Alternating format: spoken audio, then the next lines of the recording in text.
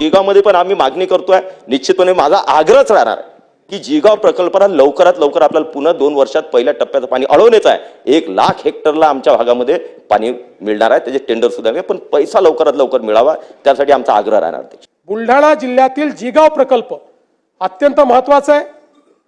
1.52 lakh hectare सिंचन क्षमता आमचे संजय कुटेजी आणि संचेतीजी याचा सारखा त्या ठिकाणी पाठपुरावा करत असतात आणि म्हणून मला सांगताना आनंद वाटतो की आमच्या टप्प्यात हा प्रकल्प आलाय असं लक्षात आलं। केंद्र सरकारने पैसे दिले, आपण लगेच वर्षभरात तो कंप्लीट करू शकतो आणि म्हणून आपण या वर्षी त्याला 2,399 कोटी रुपये दिले एका प्रकल्पाला।